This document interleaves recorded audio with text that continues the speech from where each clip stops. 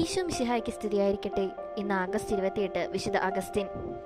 അമ്മയായ മോനിക്കയെ പോലെ, അല്ലെങ്കിൽ അമ്മയേക്കാൾ വലിയ വിശുദ്ധനാണ് അഗസ്റ്റിൻ. പാപങ്ങളിൽ മുഴുകി ജീവിച്ച ഒരു മനുഷ്യൻ. മദ്യപാനം, വ്യഭിചാരം, ചൂതാട്ടം, അങ്ങനെ തിന്മകൾക്ക് നടുവിൽ നിന്ന് വിശുദ്ധിയിലേക്ക് അഗസ്റ്റിനെ കൈപിടിച്ച് കയറ്റിയത് അമ്മയായ മോനിക്ക തന്നെയായിരുന്നു. മാണിക്കേയ മതം ആഫ്രിക്കയിൽ ഏറെ പ്രചാരം നേടിയ സമയമായിരുന്നു അത്. ആഫ്രിക്കയുടെ വടക്കൻ പ്രദേശങ്ങൾ കൂടാതെ Persia, Iraq, Arabia, India, China തുടങ്ങിയ രാജ്യങ്ങളിലും ഈ മതം പ്രചരിച്ചുവെന്ന് പിന്നീട് തെളിവുകൾ കിട്ടി. അഗസ്റ്റിൻ തന്റെ വിദ്യാഭ്യാസ കാലത്ത് ഈ മതത്തിൽ ആകൃഷ്ടനായി അതിന്റെ പ്രചാരകനായി കഴിഞ്ഞു. ഏതാണ്ട് 9 വർഷം മോനിക്കയുടെ പ്രാർത്ഥനകൾക്കോ അവളുടെ കണ്ണീരിനോ അവൻ വില കൊടുത്തില്ല. വിവാഹം കഴിക്കാതെ തന്നെ അവനൊരു സ്ത്രീയെ തന്റെ വെപ്പാട്ടിയാക്കി. 15-ാം വയസ്സ് മുതൽ 30-ാം വയസ്സ് വരെ ആ സ്ത്രീക്കൊപ്പമാണ് അഗസ്റ്റിൻ ജീവിച്ചത്. അവരിൽ നിന്ന് അഗസ്റ്റിൻ ഒരു മകനുമുണ്ടായി.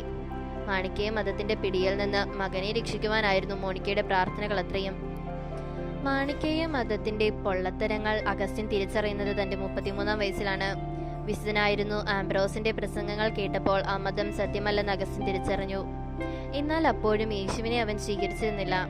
മോണിക്ക പ്രാർത്ഥനകൾ തുടർന്നുകൊണ്ടേയിരുന്നു.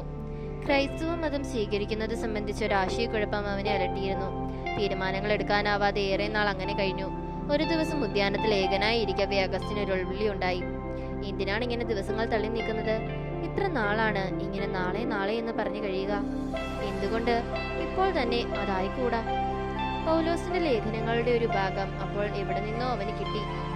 അതെടുത്ത് വായിക്കുക എന്നൊരു ശബ്ദവും അവൻ കേട്ടു. അവൻ പുസ്തകം തുറന്നു.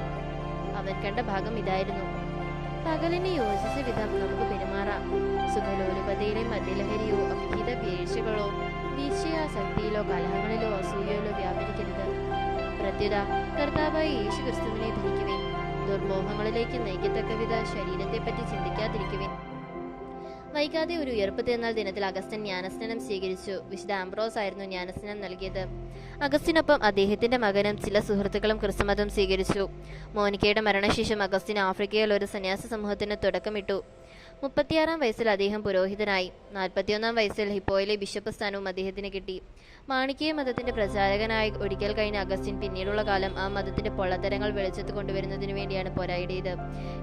76-ാം വയസ്സിൽ വിശുദ്ധ അഗസ്റ്റിൻ മരിച്ചു. വിശുദ്ധ അഗസ്റ്റിന്റെ ഒരു പ്രസിദ്ധമായ വാചകം ഇതായിരുന്നു: ദൈവത്തിന് പണത്തിന്റെ ആവശ്യമില്ല, പാവങ്ങൾക്ക് പണം ആവശ്യമുണ്ട്. നിങ്ങൾ സംഭാവനകളും നേർച്ചകളും പാവങ്ങൾക്ക് കൊടുക്കുക, ദൈവത്തിന് അത് കിട്ടിക്കൊള്ളും.